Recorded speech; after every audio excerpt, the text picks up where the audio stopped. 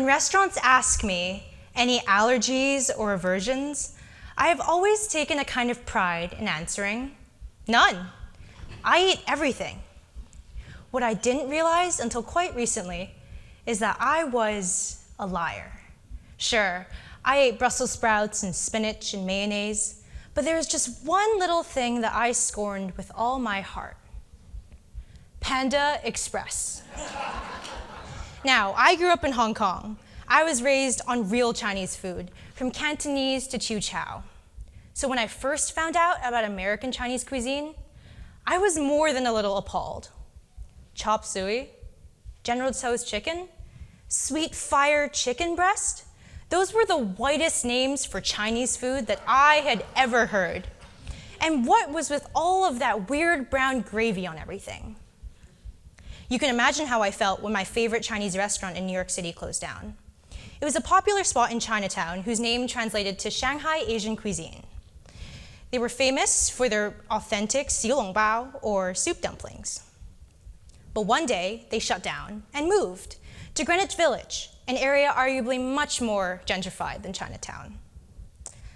They've rebranded with a new English name, Steam. They still serve great soup dumplings, but dishes like beef and broccoli have taken over the menu. I asked the staff, why the change? Their answer, in this location, we wouldn't make it if we just cooked like before. When I heard Steam's story, all I could think about was tragedy, of my culture kowtowing to a phony cuisine. So when it came time for me to write my sophomore year US history paper, I jumped at the chance to expose what I thought was culinary theft. But I had no idea the breadth of history that lay behind that shiny veil of brown sauce. Chinese immigrants first came to the United States in the mid-1800s to chase the California gold rush. Soon, however, anti-Chinese sentiment spread throughout the nation amid fears of labor monopolies, and many Chinese workers were forced into the restaurant industry. But pervasive racism created a stigma around Chinese food, and tales of rat-eating Orientals ran rampant throughout the nation. So in order to survive, Chinese immigrants had to change what they served. Take chop suey as an example. Nobody agrees on exactly how it came to be, but we do know that upon the 1896 visit of a Chinese diplomat to the United States, Americans entered into a chop suey craze. Taking advantage of this frenzy, Chinese restaurateurs altered the dish, adapting it to suit their customers' tastes by, say, making the sauce sweeter to fit the American palate. So Chinese American food was never stolen. It came about as a way for immigrants to make a life for themselves, to fit into a society that refused to bend for them. And with this knowledge, my worldview began to shift. There was once a French culinary authority by the name of Jean-Antoine Préat-Savarin, who's widely credited for creating the gastronomic essay. Préat-Savarin said, "Tell me what you eat, and I'll tell you who you are."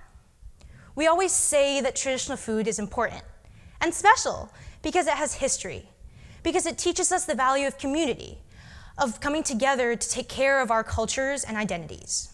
So we devote effort to maintaining the foods of our heritage. And we should do so, because without knowing our past, how can we move forward? But these lessons are just as true for newer foods as well. Learning about Chinese American cuisine has allowed me to appreciate the struggles of those who came before me, to understand how the world has turned to bring us to where we are now. But we can apply this idea to Mexican American, Italian American, Cuban Chinese cuisine, and so many other non-traditional foods. Even though these cuisines aren't as long-standing as others may be, they still hold tremendous value.